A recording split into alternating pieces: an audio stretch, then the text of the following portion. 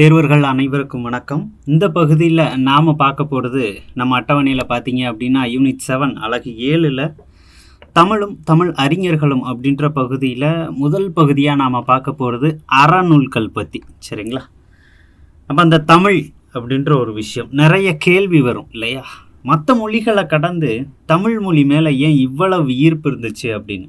அதாவது தமிழர்களுக்கு தமிழ் மொழி மேலே ஈர்ப்பு இருக்கிறது அவ்வளோ ஒன்றும் ஆச்சரியமான விஷயம் இல்லை. ஆனால் நாம் படித்து பார்த்துருப்போம்ல ஸ்கூல் புக்கில், ஏன் வீரமாமுனிவர் இங்கே வரணும், இவ்வளவு தமிழில் கற்கணும், ஏன் போப்பாண்டவர் இங்கே வரணும், ஏன் தமிழில் எழுதப்பட்ட நூல்கள் உலகம் முழுக்க போற்றப்படணும், ஏன் எல்லா இடங்கள்லையும் இன்னமும் பாதுகாத்து வைக்கப்படணும், தமிழர்களினுடைய அறிவை அளிக்கும் விதமாக ஏன் இங்கே இருக்கக்கூடிய நூலகங்களை இரையாக்கணும், தீக்கு இரையாக்கணும், இந்த மாதிரியான நிறைய கேள்விகள் இருக்குது இல்லையா? அப்போ ஆரம்ப காலகட்டத்தில் இருந்து பார்த்தீங்க அப்படின்னா இந்த தமிழ் அப்படின்றது பேசுவதற்கான ஒரு கருவி அப்படின்னு இல்லாமல் ஒவ்வொரு தனி மனுஷனுக்குள்ளேயும் ஏதோ ஒரு விஷயம் பண்ணியிருக்கு அப்படின்னு தான் நம்பணும் இல்லையா? தனி மனுஷனுக்குள்ளேன்னா பேசுகிற எனக்குள்ளேயும் தான், இதை கேட்டுக்கிட்டு இருக்கிற உங்களுக்குள்ளேயும் தான். யோசிச்சு பாருங்கள், இங்கிலீஷில் மேங்கோ அப்படின்னு சொல்லும்போது நம்ம நாக்கில் ஊறாத வச்சு தமிழில் மாங்கா அப்படின்னு சொல்லும்போது ஊறுது இல்லையா? தமிழில் நெல்லிக்கான்னு சொல்லும் பொழுது என்னுடைய வாயில் ஆட்டோமேட்டிக்காக எச்சில் சுரக்குது இல்லையா? அப்போ தமிழ் மொழி அப்படின்றத கடந்து என் உடலுக்குள்ளே ஒன்றிணைஞ்சிருச்சு, ஏதோ ஒன்று உள்ளே சேர்ந்து இருக்குது இல்லையா? அதை என்னால் உணர முடியுது. தமிழ் பேசும்போது ஏதோ வெளியூர் போயிட்டு அங்கே இருக்கிற தண்ணியெல்லாம் குடிச்சிட்டு உள்ளூருக்கு வந்து உள்ளூரில் வீட்டில் தண்ணி குடித்த உடனே ஒரு தெம்பு கிடைக்கும்ல, ஒரு திருப்தி கிடைக்கும்ல, அதே மாதிரி தமிழ் பேசும்போது ஒரு திருப்தி கிடைக்கும்.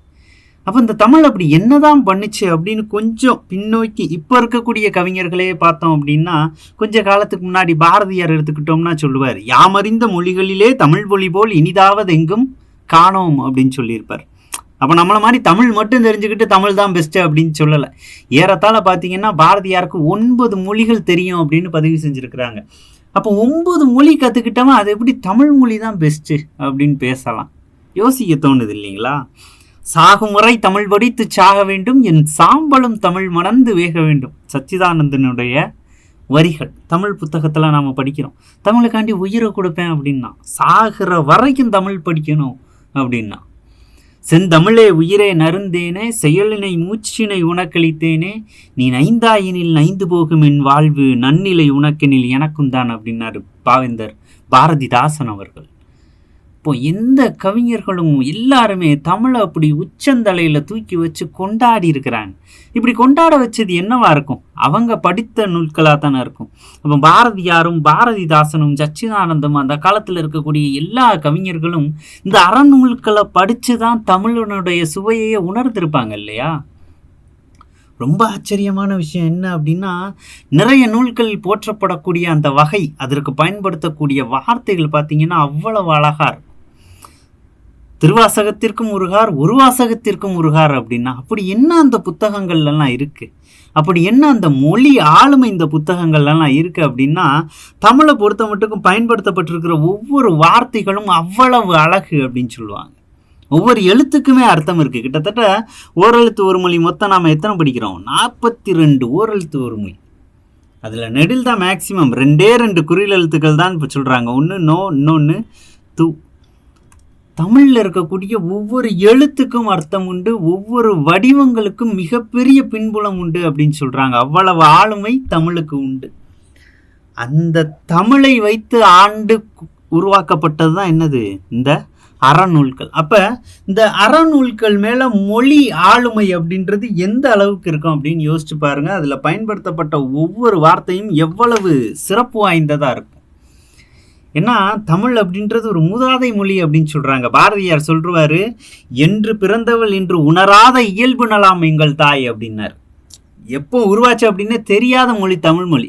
அப்போ எப்போவோ உருவாச்சுப்பா, இப்போ அழிஞ்சு போச்சு அப்படின்னு சொல்கிறதுக்கு இல்லை இல்லைங்களா? இந்த ஹைவேல வண்டி எடுத்துட்டீங்க அப்படின்னா தென்கோடி முனை கன்னியாகுமரியில் பேசப்படுகிற தமிழ் பார்த்தீங்கன்னா வித்தியாசமாக இருக்கும். கொஞ்சம் வண்டி எடுத்து கடந்து வந்தோம்னா நெல்லை தமிழை பார்க்கலாம், அது கடந்து மதுரை தமிழ், அதுக்கப்புறம் திருச்சி விழுப்புரம்னு போய் கடைசி சென்னையில் தமிழ் பார்த்திங்கன்னா அது மொத்தமாக வித்தியாசமாக இருக்கும். சொல்லப்போனால் சென்னையில் தமிழ் ரொம்ப நசுக்கப்படுது அவங்களுடைய படக்கூடிய அவங்க பேசுகிற வார்த்தைகளில் அப்படின்னு சொல்லுவாங்க. ஆனால் சென்னை மக்களில் அவங்க பயன்படுத்தக்கூடிய வார்த்தைகளை நான் ஒன்று கவனிச்சிருக்கேன். கிளி அப்படின்னு பயன்படுத்துவாங்க. ஒரே கிளி ஆயிடுச்சு அப்படின்னு சொல்லுவாங்க. அப்போ இதெல்லாம் அந்த கிளி அப்படின்றது அந்த காலத்தில் பார்த்தீங்க அப்படின்னா இலக்கியங்களில் எடுத்தாளப்பட்ட ஒரு வார்த்தை அப்படின்னு சொல்லலாம். கிளினா என்ன அர்த்தம்? பயம்னு அர்த்தம்.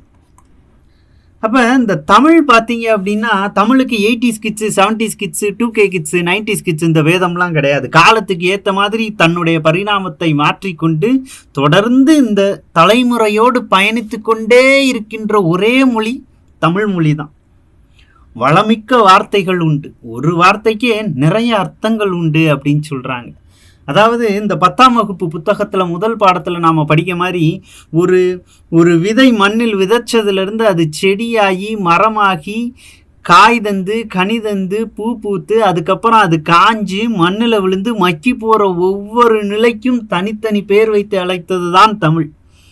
ஒரு பூவினுடைய நிலையை கூட 7 பெயர் வைத்து அழைத்தது தமிழ் அப்படின்னு சொல்கிறாங்க. அதே மாதிரி தான் ஒரு பெண்ணினுடைய வயதை பிரித்து வழங்குகிறோம். இதே மாதிரி நம்ம தொகை சொற்கள் அப்படின்னு பின்னாடி நிறைய படிக்க இருக்கிறோம். இந்த தமிழில் இருக்கக்கூடிய ஒவ்வொரு அதிசயங்களையும் பார்க்க இருக்கிறோம். சரியா? நான் ஒன்று மட்டும் உங்ககிட்ட இதை ஆரம்பிக்கிறதுக்கு முன்னாடி சொல்லிக்க விரும்புகிறேன். இந்த பகுதி நிச்சயமாக நம்ம மனப்பாடம் பண்ண போகிறதே கிடையாது. என்னுடைய மொழி, என்னுடைய தாத்தனும் பாட்டனும் நமக்காக விட்டுட்டு போன சொத்து, அதனுடைய சுவையை நாம் எந்த அளவுக்கு விட்டுட்டு போயிருக்கிறாங்க அப்படின்னு சுவைச்சு பார்க்க போகிறோம். சரிங்களா? அப்போ தயவு செய்து திருக்குறளையும் சரி, நாலடியாரும் சரி, இன்ன பிற இலக்கியங்களையும் சரி ஏதோ 3 மார்க்கு 2 மார்க்கு 15 மார்க்கு காண்டி படித்து வைக்காதீங்க. என்ன சொல்லியிருக்கிறாங்க அப்படின்றத ஆழ்ந்து தெரிஞ்சு வச்சுக்கோங்க. ஏன்னா இது உங்கள் சொத்து. இதை முழுமையாக அனுபவிக்கிற ஒரே ரைட்ஸு, ஒரே உரிமை நமக்கு மட்டும்தான் இருக்குது இல்லையா? அப்போ நம்ம தெரிஞ்சுக்காம வேற யார் தெரிஞ்சுக்க போகிறாங்க? ஸோ அப்படிப்பட்ட ஒரு கேள்வியோட இதுக்குள்ளே உங்களை நான் கூட்டு போகிறேன். முதல்ல ஒரு விஷயம் பார்த்தீங்க அப்படின்னா, சங்க காலத்தில் வந்த நூல்களுக்கும் பிற்காலத்தில் வந்த நூல்களுக்கும் நிறைய வித்தியாசம் இருக்குது. அதை தொடர்ந்து நிறைய கவிஞர்கள் உருவாகிறாங்க, நிறைய கவிதைகள் உருவாகுது. பாரதியார் வர்றாரு, ஃப்ரீ வேர்ஸ், அதாவது கட்டற்ற கவிதைகள் அப்படின்னு நாம் படிக்கிறோம் இல்லையா? எந்த விதமான கட்டுப்பாடுமே இல்லாமல் கவிதைகள் எழுதுறாரு. ஹைக்கூலாம் உருவாகுது. இந்த மாதிரி இலக்கியம் அப்படின்றது தன்னுடைய பரிணாமத்தை தொடர்ந்து மாற்றிக்கிட்டே இருக்குது. ஆனால் அடிப்படையாக இதனுடைய ஆதி அப்படின்னு பார்த்தோம்னா இவங்க தான் அறநூல்கள். அதை பற்றி தான் இந்த பகுதியில் நாம் படிக்க போகிறோம். அறம் அப்படின்னா என்ன அர்த்தம்? வழி அப்படின்னு அர்த்தம். அப்போ ஒரு மனிதன் பயணிப்பதற்கான வழியை ஏற்படுத்தியக்கூடிய நூல்கள் தான் என்ன சொல்ல போகிறது? அறநூல்கள் அப்படின்னு இந்த இடத்துல சொல்லப்படுது. அப்பேற்பட்ட அறநூல்கள் தமிழில் எவ்வளவு ஆளுமை செலுத்தி இருக்கிறாங்க அப்படின்றத தான் இந்த பகுதியில் சின்ன சின்ன விஷயங்கள் மூலமாக நாம் பார்க்க போகிறோம். என்ன சொல்கிறாங்க? சங்க நூல்களுக்கு பின் தோன்றிய நூல்களின் தொகுப்பு தான் என்னது? 14 கீழ்கணக்கு நூல்கள் அப்படின்னு சொல்கிறாங்க. அப்போ நூல்களை 14 மேல் கணக்கு 14 கீழ்கணக்கு அப்படின்ற பிரிவுகள் நம்ம பின்னாடி கொஞ்சம் அதை ஆழ்ந்து பார்ப்போம். இந்த பகுதியில் சங்க நூல்களுக்கு பின் வந்த நூல்களை தான் 14 கீழ்கணக்கு நூல்களாக அடையாளப்படுத்துகிறாங்க. அதில் பெரும் வகை என்னது? அறவியல் இலக்கியங்கள் அப்படின்னு சொல்கிறாங்க. ஸோ முதல்ல இந்த லைன் கொடுத்துருக்குறாங்க இல்லைங்களா? இதை நிறைய தேர்வுகளில் நாம் இந்த வரியை அப்படியே பார்க்கலாம். துறவை மேல் நெறி என்று உச்சத்தில் வைத்து படைக்கப்பட்ட படைப்புகள் அப்படின்னு கொடுத்துருப்பாங்க. டேஸ், இதுக்கு எதுதான் ஆன்சர்? அற இலக்கியங்கள் அல்லது அறநூல்கள் அல்லது நீதி நூல்கள். இதுதான் சரியான பதில். இது கடந்து இலக்கியம் அப்படின்றது பல்வேறு வகையில் தமிழில் இருக்குது. சரியா? ஸோ அப்போ நீதி நூல்கள் அறநூல்கள் அப்படின்னு அடையாளப்படுத்த தெரியும். அதாவது சிறந்த நெறினால் என்ன அர்த்தம்? அந்த வாழ்க்கை முறை, ஒரு மனிதனை நெறிப்படுத்துவதற்காக அக்காலத்திலேயே உருவாக்கப்பட்டது தான் என்னது? இந்த அறவியல் இலக்கியங்கள். இதை பின்பற்றி தான் நம்முடைய வாழ்வியல் அப்படின்றது அமைஞ்சுது அப்படின்னு சொல்லப்படுது இல்லையா? ஸோ அந்த வகையில் என்னென்ன கூறியிருக்கிறாங்க இதை பற்றி அப்படின்னு தான் பார்க்க போகிறோம். மனிதன் தனக்கென வரையறுத்து கொண்ட ஒழுக்க முறைகளின் தொகுதி தான் என்னது? இந்த அறம் அப்படின்றது ஒரு தொகுப்பு அப்படின்னு சொல்றாங்க. உலகிற்கு அறங்கூறும் நோக்கோடு எழுந்த இலக்கியங்களை அறவிலக்கியங்கள் என்றும் அரங்கூர் கவிதைகளை அறக்கவிதைகள் என்றும் குறிப்பிடுவர். சின்ன சின்ன வார்த்தைகள்ல மிக பெரிய விஷயத்தை அடக்கிடுவாங்க. அவ்வளவு மொழி ஆளுமை இருக்கும். அப்பேற்பட்ட வார்த்தைகளை உள்ளடக்கியது தான் என்னது? இந்த அற இலக்கியங்கள் எல்லாம். அப்படி என்ன சொல்லியிருக்கிறாங்க, என்னென்னலாம் பயன்படுத்தி இருக்கிறாங்க அப்படின்றத பார்க்கலாம். இந்த பகுதியில் அறம் அப்படின்ற வார்த்தையை நமக்கு பிரிச்சிருக்கிறாங்க. எப்படி பிரிக்கிறாங்க? அரு கூட்டல் அம் அப்படின்றது. அதற்கு என்ன அர்த்தமா? தீமையை அறுப்பது அல்லது நீக்குவது என்றும் அறுதி செய்வது. அறுதி செய்வதுன்னா என்னது? அறுதினா குறைக்கிறது. சரியா? அறுதி செய்வது, கடமைகளை வரையறுப்பது என்றும் பொருள் கொள்வர். அதுதான் என்னது? அறம் அப்படின்னு சொல்றாங்க. பொதுவாக சான்றோர் விளக்கியன ஒழித்தலும் விதித்தன செய்தலும் அறம் எனப்பெறும். விளக்கியன அப்படின்னா என்னது? ரெஃப்யூஸ் பண்ணது, தள்ளி வச்சது. அவங்க தள்ளி வச்சதை நாமளும் ஒழிச்சிடணும், அது அந்த பக்கமே போகக்கூடாது. விதித்தன செய்தலும், விதி அப்படின்னா என்னது? ஆர்டர், ஒரு வேலையை செய்ய சொல்லி விதிப்பது. விதித்தன செய்தலும் அறம். அப்போ பெரியவங்க ரெஃப்யூஸ் பண்ணது, ஒதுக்கி வச்சதை நாமளும் ஒழித்திடணும். அவங்க ஆர்டர் பண்ணது, அவங்க விதிச்சதை நாம் பின்பற்றணும். அதை செய்தல் தான் அறம் அப்படின்னு சொல்கிறாங்க. அறநூல்களை சிறந்த இலக்கியங்களின் வரிசையில் வைத்து பாராட்டுவது தமிழின் மரபு. சரியா? தமிழரின் மரபு அப்படின்னு கூட சொல்ல முடியாது. சொல்லப்போனால் தமிழனுடைய படைப்பாற்றல், தமிழனுடைய நூலை பற்றி நம்மை விட நம்ம பக்கத்து நாட்டுக்காரனுக்கு நிறைய தெரியும். அதனால தான் இன்னமும் ஆராய்ச்சிகள் அப்படின்றது இங்கு அவ்வளவு அதிகமாக போய்கிட்டு இருக்கு. யோசிச்சு பாருங்களேன், இந்த தமிழ் நூல் படிக்கும்போது என்ன பெரிய மாற்றம் செஞ்சிடும் அப்படின்னா, ஒவ்வொரு வார்த்தையும் மிகப்பெரிய அளவில் தைரியம் கொடுக்கறதா இருந்துச்சு. நாம் தமிழ் புக்கில் படிச்சிருக்கிறோம் இல்லைங்களா? வாய்ப்பூட்டு சட்டம் போடப்பட்டுச்சு. சரியா? பாரதியாரினுடைய படைப்புகளுக்கு தடை சட்டம் போடப்பட்டுச்சு. அவ்வளவு பீரங்கி வச்சிருக்கிறவன், அவ்வளவு ஆயுதங்கள் வச்சிருக்கிறவன் கேவலம் ஒரு எழுத்தாளனுடைய எழுத்துக்கு ஏன் தடை போடணும் அப்படின்னா, உணர்ச்சியை தூண்டும் விதமாக எழுதுவதில் இந்திய கவிஞர்கள், குறிப்பாக தமிழக கவிஞர்கள் பெயர் பெற்றவர்களாக இருந்தார். அப்போ ஒரு வார்த்தையை அவனை திமிர்த்து எழ வைக்கும் அப்படின்னு சொல்லுவான். அவனுடைய வார்த்தை அவ்வளவு பலம் வாய்ந்ததாக இருக்கும். காக்கை குருவி எங்கள் சாதி, நீல் கடலும் மலையும் எங்கள் கூட்டம், நோக்கும் திசையெல்லாம் நாமன்றி வேறில்லை, நோக்க நோக்க களியாட்டம் அப்படிமா. எந்த பக்கம் சுத்தினாலும் நம்ம வயலுக்கு தான் இருக்கணும், ஏறி அடி அப்படின்ற மாதிரியான ஒரு அர்த்தத்தில் எழுதப்பட்டது தான் இந்த மாதிரியான வரிகள் எல்லாம். யோசிச்சு பாருங்க, நம்மளை ஒருத்தன் அடிக்க வர்றான், கீழே தள்ளி நம்ம கழுத்தில், சங்குலன்னு சொல்லுவாங்கல்ல, கழுத்தில் ஏறி மிதிச்சிருக்கான். அவனை பார்த்து நம்ம என்ன பாட்டு பாடுவோம்? பயப்படுவோம்ல. ஒரு நாட்டையே அடிமைப்படுத்தி ஆண்டுகிட்டு இருக்கும்போது ஒருத்தன் எழுதுறான், ஆடுவோமே பல்லு பாடுவோமே ஆனந்த சுதந்திரம் அடைந்து விட்டோமே அப்படின்னு எழுதினார் பாரதியார்.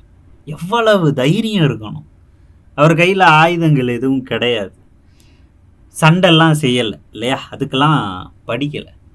கவிஞர் கவிதை எழுதுவார், ஆனால் அந்த எழுத்துக்கு பயந்தான் ஆங்கிலேயன். அதுதான் தமிழ் மொழியினுடைய சிறப்பு அப்படின்னு கூட சொல்லலாம். ஸோ அந்த அளவுக்கு ஆளுமை வாய்ந்தது தமிழ் மொழி அப்படின்றதுக்காண்டி சொல்கிறேன்.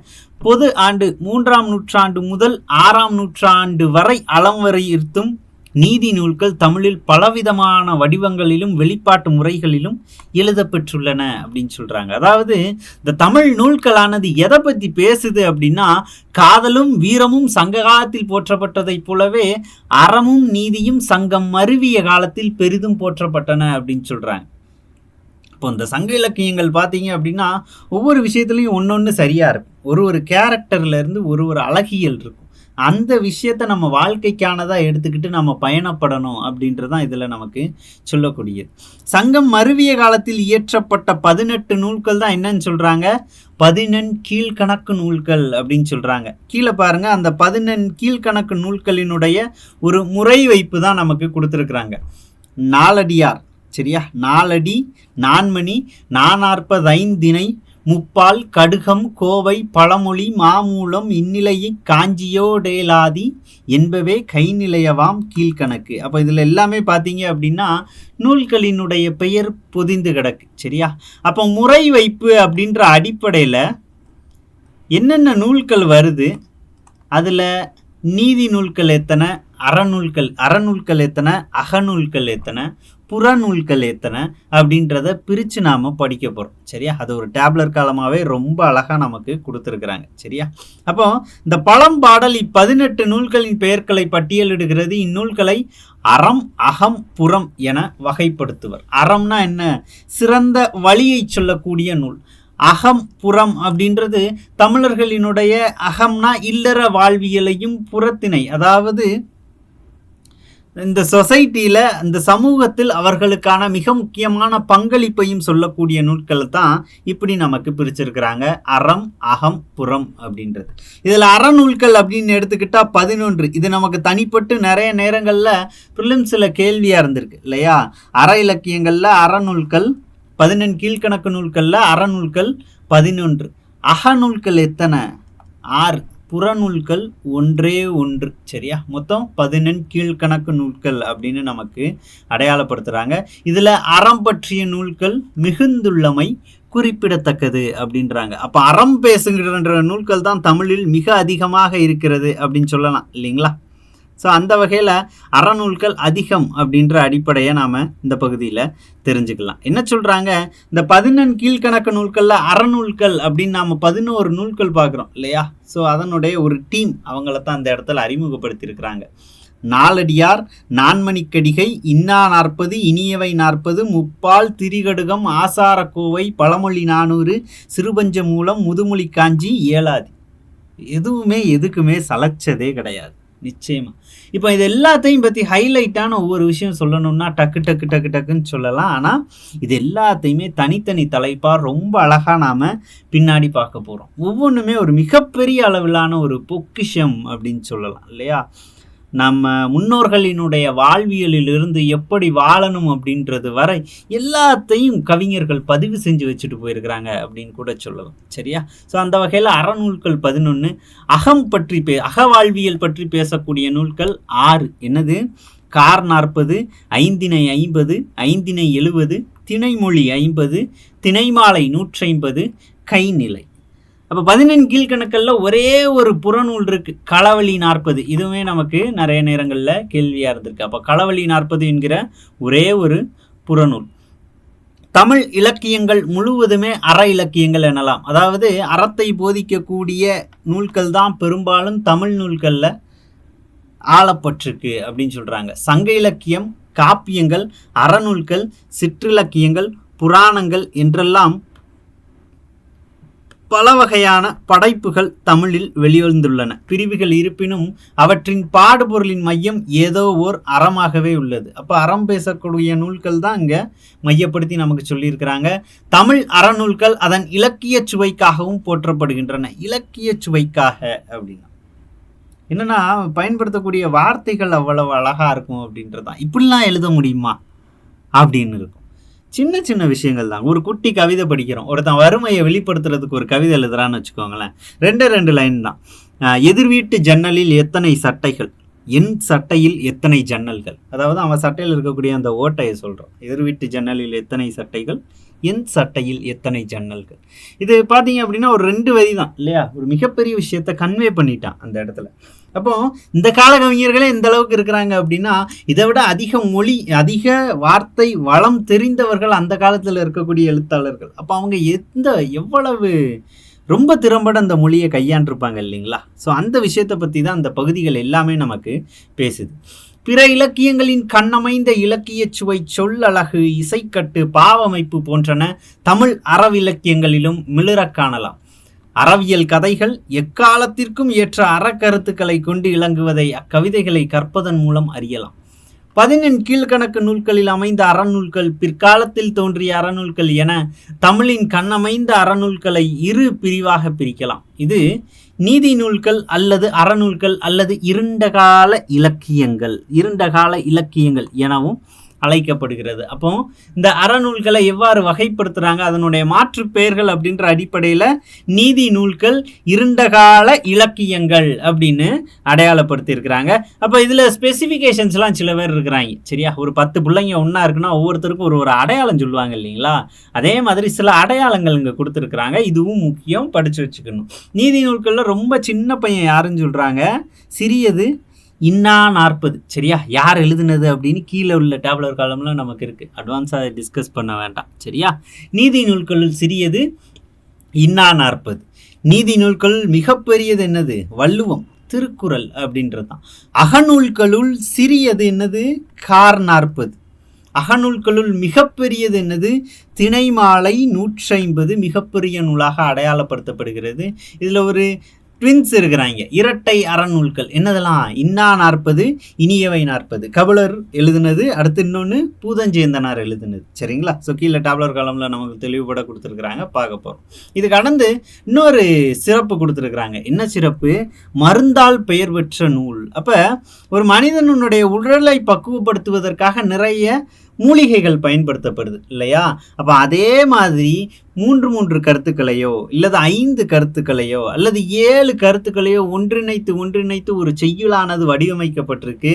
அது மனித உடலை தூய்மைப்படுத்துகிற மாதிரி மனிதனுடைய வாழ்க்கைக்கு வழிவகுக்குது, நல்வழி காட்டுது. அப்படின்றதுனால இந்த கீழே இருக்கக்கூடிய இலக்கியங்களுக்கெல்லாம் இப்படி பேரிட்டிருக்கிறாங்க. மருந்தின் பெயர் கொண்டு அழைக்கப்பட்ட இலக்கியங்கள் என்னதெல்லாம்? திரிகடுகம், சிறுபஞ்ச மூலம், ஏழாதி. எண்ணிக்கை அடிப்படையில் பார்த்தீங்க அப்படின்னா இதில் 3 மூலிகைகள், இதில் 5 மூலிகைகள், இதில் ஒரு 7 பேர் வருவாங்க. சரியா? தனிப்பட்டவங்களை படிக்கும்போது நாம் தெளிவுபட படிக்க போகிறோம். அப்போ இந்த 14 கீழ்கணக்கு நூல்களினுடைய அமைப்பு, அதனை தொகுத்தவர்கள் அல்லது உருவாக்கியவர்கள், அதை பற்றி தான் இந்த பகுதியில் பார்க்குறோம். முதல்ல நாம் யாரை பற்றி பார்க்குறோம்? நாலடியார். நாலடியார் என்ன நூலுப்பா? அறநூல்கள் தான். சரியா? 400 பாடல்களை கொன்றது. சரியா? 400 பாடல்களை கொண்டதுனால தான் என்னன்னு சொல்கிறோம்? 4 அடி 400 அப்படின்னும் ஒரு பேர் வந்துச்சு. சரிங்களா? வெண்பாவால் ஆனது அப்படின்னு சொல்லுவாங்க. பின்னாடி நாம் ஃபஸ்ட்டு டாபிக் அதைத்தான் பார்க்க போகிறோம் இல்லையா? சமண முனிவர்களால் எழுதப்பட்டது அப்படின்னு சொல்கிறாங்க. இதை பற்றி பார்த்தீங்க அப்படின்னா வீரமாமுனிவர் ஒரு கதை சொல்லியிருப்பார். ஆனால் அது உண்மை கதை அப்படின்லாம் கிடையாது. சரியா? கொஞ்சம் யோசித்தோம்னா அது உண்மை கதை கிடையாது. இருந்தாலும் இந்த நாலடியாரை சிறப்புப்படுத்தணும் அப்படின்றதுக்காண்டியே எழுதியிருப்பார். ஒரு மன்னருடைய அவை, நிறைய புலவர்கள் அங்கே இருக்கிறாங்க. ஸோ புலவர்களுக்குள்ள ஒரு பிணக்கு ஏற்படுது. நான் பெரியவனா நீ பெரியவனா அப்படின்றதுக்காண்டி புதிதாக வந்த புலவர்கள் மன்னனினுடைய நல்ல பேரை வாங்கிக்கிறாங்க. அவர்கிட்ட நல்ல பேரை வாங்கிட்டு அவர் கொடுக்குற பொண்ணையும் பொருளையும் அங்கே இருக்கக்கூடிய எல்லா வளங்களையும் ஆக்கிரமித்து நல்லா அனுபவிக்கிறாங்க. அப்போ புலவர்களுக்குள்ள ஒரு பொறாமை ஏற்படுது. சரியா? இது மன்னருக்கும் தெரிய வருது. அப்போ அறிவார்ந்த புலவர்கள் இந்த அளவுக்கு சண்டை போட்டுட்டு இருக்கிறதா அப்படின்ற மாதிரியான ஒரு எண்ணப்போக்கு நிகழுது. காலம் போக போக பார்த்தீங்க அப்படின்னா புலவர்கள் அந்த மன்னர் தொடர்ந்து நம்ம கிட்ட இருந்து நிறைய படைப்புகளை எதிர்பார்க்குறாரு அப்படின்ற மாதிரியான ஒரு கண்ணோட்டத்தில் அந்த இடத்த விட்டு நீங்கி போகிறதுக்காண்டி முயற்சி பண்ணுறாங்க. அரண்மனையை விட்டு ஓடுறதுக்காண்டி முயற்சி பண்ணுறாங்கன்னு வச்சுக்கோங்களேன். போகும்போது என்ன பண்ணுறாங்க? ஆளுக்கு ஒரு செய்யுள் பகுதியை எழுதி அவங்களுடைய தலையணைக்கு கீழே அவங்களுடைய இருப்பிடங்களில் வச்சுட்டு போயிடுறாங்க. சரியா? ஸோ அப்படி வச்சுட்டு போகிறப்ப இந்த மன்னர் அதெல்லாம் பார்க்குறாரு. எல்லா புலவர்களும் இவங்களுக்காண்டி இவ்வளவு செலவு பண்ணியிருக்கோம், ஓடி போயிட்டாங்க, அம்பிட்டு போயிடலாம் அப்படின்ட்டு அவங்க எழுதி வச்ச அந்த ஓலைச்சுவடி எல்லாத்தையும் தூக்கி கோபத்தில் ஆற்றுல வீசிட்டாராம். அந்த ஆற்றுல வீசின ஓலைச்சுவடியில் இந்த நாலடியாரும் ஒன்று. ஆனால் அந்த நாலடியார் ஓலைச்சுவடி மட்டும் என்ன பண்ணுச்சா? அந்த ஆற்றினுடைய போக்கை எதிர்த்து கரையேறி வந்து நின்றுச்சான். அதை அந்த மன்னர் ஆச்சரியமாக பார்த்தாராம். அதுதான் நாலடியார் அப்படின்னு இந்த நூலை சிறப்புப்படுத்தியிருப்பார். சரியா? அது எந்த அளவுக்கு உண்மை கதை அப்படின்னு தெரியலை. ஆனால் அந்த நாலடியாரை படித்து பார்த்தோம் அப்படின்னா உண்மைக்குமே திருக்குறளை ஒத்து நிறைய செய்யுள்களை எடுக்கலாம். ஒரு திருக்குறள், ஒரு நாலடியார் குறள், ரெண்டையும் நம்ம கம்பேர் பண்ணலாம் ரொம்ப சுலபமாக. ஒரே அர்த்தத்தோடு தான் இருக்கும் இல்லையா? அப்போது சமண முனிவர்கள் இந்த நூலினுடைய காலம் 7ஆம் நூற்றாண்டு. இந்த நூல் மையப்படுத்தப்பட்ட சமயம் எந்த சமயத்தை மையப்படுத்துது அப்படின்னா சமண சமயத்தை மையப்படுத்தி உருவாக்கப்பட்ட ஒரு நூல் அப்படின்னு சொல்லலாம். அடுத்து பாருங்க, நான்மணி கடிகை. கடிகைனா என்னதுப்பா? அணிகலன் அப்படின்னு நம்ம படிச்சிருப்போம் இல்லையா? 4 மணிகளை உடைய அணிகலன் அப்படின்னு நமக்கு அர்த்தம் வருதா? சரியா? புணர்ச்சி விதிலாம் அந்த நான்மணி கடிகை படிக்கும்போது அப்படியே பேரலாக பார்த்துடலாம். அறநூல் தான். எத்தனை பாடல்கள் கொண்டது? 104 பாடல்கள் கொண்டது. சரியா? விளம்பி நாகனார் அவர்களால் இயற்றப்பட்டது. 4ஆம் நூற்றாண்டை சார்ந்த நூல். எந்த சமயத்தை மையப்படுத்துது? வைணவ சமயத்தை மையப்படுத்துது. அடுத்து பாருங்க, இன்னா நாற்பது. சரியா? இன்னா நாற்பது யார் எழுதுனா? கபிலர். கபிலரனுடைய காலத்தெல்லாம் குழப்பிக்கிடக்கூடாது. இலக்கியத்தை பொறுத்த மட்டுக்கும் நிறைய கபிலர்கள் வருவாங்க, நிறைய ஔவையார் வருவாங்க. சரியா? அப்போ இன்னா நாற்பது கபிலர். நூற்றாண்டு என்ன? 4ஆம் நூற்றாண்டு. 40 செய்யுள்களை கொண்டது. அதான் பெயர்லேயே வந்துருச்சு, இன்னாதது 40. சரியா? இன்னா 40 சைவ சமயத்தை மையப்படுத்தியது. இனியவை 40 அப்படி அதே இதுதான். 40 செய்யுள் யாரால் எழுதப்பட்டது? பூதஞ்சேந்தனார் அவர்களால் எழுதப்பட்டது. 5ஆம் நூற்றாண்டை சேர்ந்தது. சைவ சமயத்தை பேசுது. அப்போ இந்த திருக்குறள் அப்படின்றதும் அறநூல் தான். எத்தனை குறள்? 1330 குறள், 133 அதிகாரங்கள். ஒரு அதிகாரத்துக்கு 10 பாடல் வீதம் 1330 திருக்குறள் இடம்பெற்றிருக்கு. எழுதியவர் யாரு? திருவள்ளுவர். நமக்கே தெரியும். 2ஆம் நூற்றாண்டு அப்படின்னு அடையாளப்படுத்துகிறாங்க. திருக்குறளை பற்றி நாம் நிறைய பேசலாம் இல்லையா? எதை எடுத்தாலும் திருக்குறளை எடுத்துக்காட்டு காமிக்கலாம். நிறைய அதை பற்றி நாம் பின்னாடி பேசுவோம். அடுத்து நல்லாதனார் இருக்காரு. நல்லாதனார் என்னத்தை எழுதியிருப்பாரு? திரிகடுகம் எழுதியிருப்பார் இல்லையா? ஸோ அதைத்தான் இந்த பகுதியில் நமக்கு கொடுத்துருப்பாங்க. அப்போ திரிகடுகம் யாரால் எழுதப்பட்டது அப்படின்னா நல்லாதனார் காலம் 5ஆம் நூற்றாண்டு 100 பாடல்களை கொண்டது. வைணவ சமயத்தை மையப்படுத்துது. ஆச்சார கோவை அப்படின்னு சொல்றாங்க. இந்த கோவை அப்படின்னால என்ன அர்த்தம்? சதம்னு அர்த்தம். சரியா? 100. ஓகேவா? ஆச்சார கோவைனா ஆச்சாரம்னா ஒரு வார்த்தை சொல்லுவாங்கல்ல, ஒழுக்கம், ஒழுக்கத்தினுடைய தொகுப்பு. கோவை அப்படின்றத என்ன சொல்லலாம்? கோர்வை அப்படின்னு சொல்லலாம் இல்லையா? அந்த ஒழுக்கங்களின் தொகுப்பை தான் என்ன சொல்றாங்க? ஆச்சார கோவை அப்படின்னு சொல்றாங்க. 100 பாடல்களை கொண்டது. எழுதியது யாரு? பெருவாயின் முள்ளியார். 5ஆம் நூற்றாண்டை சார்ந்தது. சைவ சமயத்தை மையப்படுத்துது. அடுத்து பாருங்க, பழமொழி 400 பாடல்களை கொண்டது. 3 அரையனார் அவர்களால் எழுதப்பட்டது. 4ஆம் நூற்றாண்டை சார்ந்த நூல். சமண சமயத்தை மையப்படுத்துது. அடுத்து பாருங்க, சிறுவஞ்சமூலம் ஏறத்தாழ 97 பாடல்கள் அப்படின்னு சொல்றாங்க. சரிங்களா? இந்த எண்ணிக்கை மாறுபாட்டுக்கு உரியது. புத்தகங்களில் பார்த்தீங்கன்னா நிறைய இடங்கள்ல நமக்கு மாறுபாட்டுக்குரியதாக தான் இருக்கும். சிறுவஞ்சமூலம் 97 பாடல்கள். காரியாசான் அவர்களால் எழுதப்பட்டது. 5ஆம் நூற்றாண்டை சார்ந்தது. சமண சமயத்தை மையப்படுத்துகிறது. அடுத்து பாருங்க, முதுமொழி காஞ்சி. காஞ்சினா என்ன அர்த்தம்? நிலையாமை அப்படின்னு நாம படிப்போம். சரியா? முதியவர்களினுடைய மொழி அப்படின்னு அடையாளப்படுத்தலாம். முதுமொழி காஞ்சி ஒரு மிகச்சிறந்த நெறி நூல் அப்படின்னு சொல்லலாம். 100 பாடல்களை கொண்டது. மதுரை கூடலூர் கிழார் அவர்களால் உருவாக்கப்பட்டது. 5ஆம் நூற்றாண்டை சார்ந்தது. அடுத்து ஏழாதி அறநூல் தான். 81 பாடல்களை கொண்டது. கனிமேதாவியர் அவர்களால் உருவாக்கப்பட்டது. 5ஆம் நூற்றாண்டை சார்ந்த சமண சமயத்தை மையப்படுத்தக்கூடிய ஒரு நூலாக அடையாளப்படுத்தப்படுகிறது. இறுதியாக இந்நிலை. இந்நிலையும் என்னது? அறநூல் தான். 45 பாடல்களை கொண்டது. பொய்கையார் அவர்களால் பாடப்பெற்றது. 5ஆம் நூற்றாண்டை சார்ந்த ஒரு நூல். அப்போ ஒரு நூலினுடைய ஆசிரியர்கள் அப்படின்ற அடிப்படையில் கிடைக்கப்பெற்ற தகவல்களை கொண்டு ஒரு 12 நூல்களுக்கான அடையாளத்தை இந்த பகுதியில் நமக்கு கொடுத்துருக்குறாங்க. மற்ற நூல்கள் ஏற்கனவே நாம் பார்த்த நூல்களை பற்றி ரொம்ப ப்ரீஃபாக நாம் உள்ளே பார்க்க போகிறோம். எந்த விஷயத்தையும் நாம் ஒமிட் பண்ண போகிறதே கிடையாது. சரிங்களா? ஸோ அந்த வகையில் முதல்ல பார்க்கக்கூடிய நூல் என்னது அப்படின்னு பார்த்தோம்னா நாலடி யார். சரியா? அப்போது ஆர் அப்படின்ற ஒரு விகுதி சேர்ந்து இந்த இடத்துல வந்து இந்த பெயர் பெற்றுச்சு இல்லையா? நாலடியார். அதனுடைய உருவத்தை பற்றி கொடுத்துருக்குறாங்க. என்ன சமண முனிவர்களால் எழுதப்பெற்றது அப்படின்னு பார்க்குறோம். பாண்டிய நாட்டின் 8000 சமண முனிவர்கள் ஆசிரியர்கள் அப்படின்னு சொல்கிறாங்க. இதை தொகுத்தவர் யாரு? பதுமனார் அவர்களால் இந்நூலானது தொகுக்கப்பட்டது அப்படின்னு இந்த இடத்துல அடையாளப்படுத்துகிறாங்க. பாடல்களினுடைய எண்ணிக்கை அதில் இருக்கிற மாதிரியே என்னது? 400 பாடல்கள். அப்போ இதை தொகுத்தவர் அப்படின்றத தாண்டி அதிகாரம் வகுத்தவர் அப்படின்னும் கேட்பாங்க. சரியா? ஏன்னா திருக்குறளை போலவே இதற்கும் இயல்கள் எண்ணிக்கை உண்டு. அப்போ சொல்றாங்க நாலடியாருக்கு அதிகாரம் வகுத்தவர் யார் அப்படின்னு கேட்டால் யாருன்னு சொல்லணும்? பதுமனார் அப்படின்னு அடையாளப்படுத்த தெரியணும். பாடல்கள் 400. இது பொருள் அறம் பேசக்கூடியது. பாவகை அப்படின்றது என்னது? வெண்பா. 400 வெண்பாக்களை கொண்டதனால் 4 அடி 400 அப்படின்னு சொல்கிறாங்க. 4 அடிகளை கொண்டதாக இருக்கும். சரிங்களா? 4 அடியார் அப்படின்ற பெயர் வச்சு 400 வெண்பாக்களை கொண்டதால் 4 அடி 400 அப்படின்ற பெயரையும் பெற்றுச்சு. அதைத்தான் பெயர் காரணம் அப்படின்ற அடிப்படையில் நம்ம கொடுத்துருப்பாங்க. 4 அடிகளால் ஆன 400 பாடல்களை கொண்டதால் 4 அடி என்றும் 4 அடி 400 என்றும் நாலடியார் என்றும் மிக முக்கியமானது வேளாண் வேதம் என்று அழைக்கப்படக்கூடிய நூல் என்னது? இந்த நாலடியார் தான். அப்போ திருக்குறளை போலவே இதுலேயும் என்ன உண்டு? பால் பகுப்புகள் உண்டு. அறம் பொருள் இன்பம் என அழைக்கப்படக்கூடிய அந்த பால் பகுப்புகளும் உண்டு.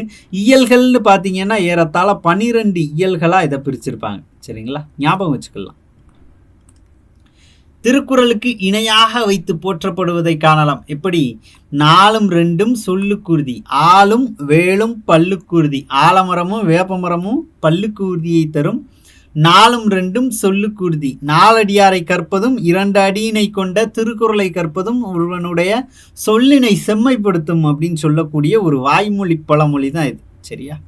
இந்த நூலினுடைய பகுப்பு அடுத்து கொடுத்துருக்குறாங்க. அறத்துப்பாலில் இருக்கக்கூடிய அதிகாரங்கள் பார்த்தீங்க அப்படின்னா ஏறத்தாழ எத்தனை அதிகாரம்? 13 அதிகாரம். பொருட்பாலில் 24 அதிகாரங்கள், இன்மத்து பாலில் 3 அதிகாரங்கள். அப்போ மொத்தமாக பார்த்தோம்னாக்கா ஒரு 40 அதிகாரம் 12 இயல்களை கொண்டு மிகச்சிறப்பான ஒரு நூலாக இந்த நாலடியார் அடையாளப்படுத்தப்படுகிறது. இதற்கான அதிகாரத்தை வகுத்தவர் யாரு? பதுமனார். இந்த நூலினுடைய சிறப்பு அப்படின்றது நாம் ஏற்கனவே பார்த்த விஷயங்கள் தான். திருக்குறளுக்கு அடுத்த நிலையில் வச்சு போற்றப்படக்கூடிய நூல். முப்பெரும் அறநூல்களே சிறந்தவர்கள் ஒரு 3 பேரை சொல்கிறாங்க. என்னது? திருக்குறள், நாலடியார், பழமொழி, 400 அப்படின்றது தான். சரியா? ஏற்கனவே நாம் பார்த்த மாதிரி ஜியு போப் அவர்கள் மொழிபெயர்த்த நூல்களில் மிக முக்கியமான நூலாக எதையும் கொள்ளலாம், நாலடியாரையும் கொள்ளலாம். திருவாசகத்தை மொழிபெயர்த்திருக்கிறார், திருக்குறளை மொழிபெயர்த்திருக்கிறார், நாலடியாரையும் மொழிபெயர்த்திருக்கிறாரு. அது உட்பட நிறைய தமிழ் நூல்களையும் மொழிபெயர்த்திருக்கிறார். ஸோ அந்தளவுக்கு கிட்டத்தட்ட தமிழுக்காகவே தன்னுடைய வாழ்வினை அர்ப்பணிச்சிருக்கிறாரு அப்படின்னு சொல்லலாம். அப்போ இந்த தமிழில் அப்படி என்ன விஷயங்கள் அவரை ஈர்த்துச்சு அப்படின்னா, தோண்டி எடுத்தால் நிறைய விஷயங்கள் அதை பற்றி பேசலாம். அந்த ஒவ்வொரு அழகான பகுதியும் செய்யுள்களாக நமக்கு புத்தகத்தில் கொடுத்துருக்குறாங்க இல்லையா? அதை தான் பார்க்க போகிறோம். இந்த விஷயங்கள் நமக்கு ஏற்கனவே சொன்னதான். ஆளும் வேலும் பல்லுக்குருதி, 4ம் 2ம் சொல்லுக்கு உறுதி, பழகு தமிழ் சொல்லருமை 4 அப்படின்றான். அது என்ன? ஒரு செய்யுள் வரிகள் நாம் படித்தோம் அப்படின்னா ஒரு சாமானியனுக்கு அது புரியாது இல்லையா? ஆனால் அந்த 4 சொல்லப்பட்டிருக்கக்கூடிய, நாலடியாரில் சொல்லப்பட்டிருக்கக்கூடிய அந்த கருத்துக்களாகட்டும், பயன்படுத்தி இருக்கக்கூடிய வார்த்தைகளாகட்டும் ரொம்ப புரியும் விதமாக, எல்லோருக்கும் கொண்டு போய் சேர்க்கும் விதமாக, எல்லோரும் இதை கற்கணும் அப்படின்ற எண்ண போக்கில் எழுதப்பட்ட நூலாக தான் என்னது பார்க்கப்படுது? இந்த நாலடியார் பார்க்கப்படுது. இன்னமும் நான்லாம் இன்ஜினியரிங் ஸ்டூடெண்ட்டு, M1 M2லாம் எதுக்கு படித்தேன்னு யாருக்கும் தெரியாது. சரியா? அப்போ இந்த M1 M2 மேக்ஸ்லாம் பார்த்தீங்க அப்படின்னா ஸ்டாண்டர்ட் ஆத்தர் அப்படின்னு சொல்லுவாங்க. என்ன கண்ணோட்டத்தில் அவன் எழுதுனா, என்ன மைண்ட் செட்டில் எழுதுனான்னு யாருக்கும் தெரியாது. படிக்கிறதுக்காண்டி எழுதுன மாதிரியே இருக்காது நிறைய நேரங்களில் இன்ஜினியரிங் சப்ஜெக்ட்ஸு. அப்போ கம்பேரபிளாக இதை பார்க்கும்போது பார்த்தீங்க அப்படின்னா ஒரு நல்ல கருத்து எனக்கு தோணி இருக்கு, அதை நான் எல்லா மக்களுக்கும் என்னுடைய சந்ததிக்கு கொண்டு போய் சேர்க்கணும் அப்படின்ற ஒரு பேராசையில் எழுதி வச்சுட்டு செத்து போன மாதிரி இந்த நாலடியார் அப்படின்றது நமக்கு இருக்குது.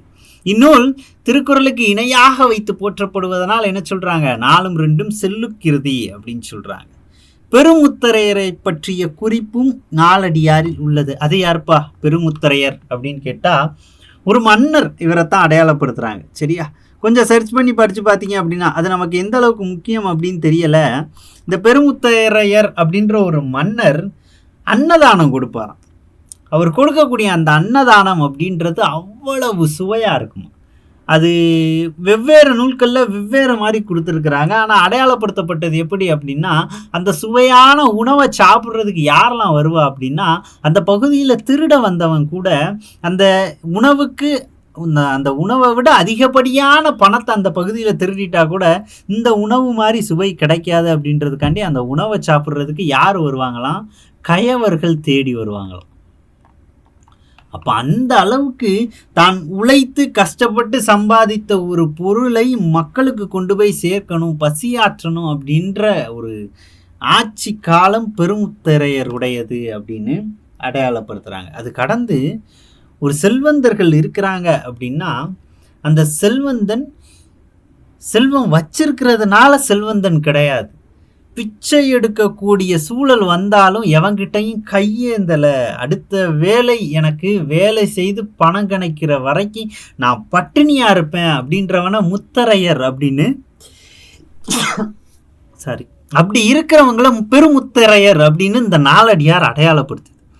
அப்போ பெருமுத்தரையர் அப்படின்றவர் ஒரு ஆள் அப்படின்னு சொல்கிறத விட, ஒரு மன்னர் அப்படின்னு சொல்கிறத விட இப்படி தாண்டா வாழணும் அப்படின்ற மாதிரி நாலடியாரில் அடையாளப்படுத்தப்பட்ட ஒரு ஆளுமை அப்படின்னு பெருமுத்தரையரை சொல்லலாம்.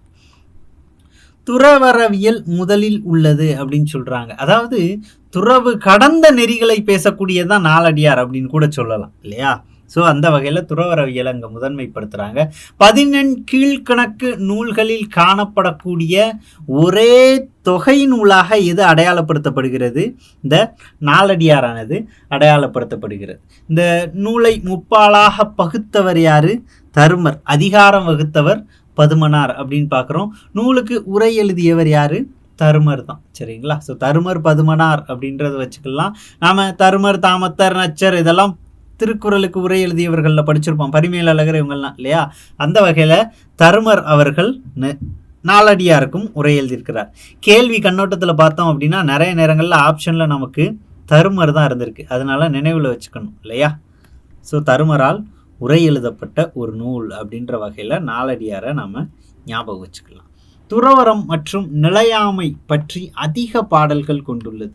துறவு வாழ்க்கை பற்றியும் சரி, நிலையாமை காஞ்சின்னு சொல்லலாமா, அதான நிலையாமைன்னு அர்த்தம் இல்லையா.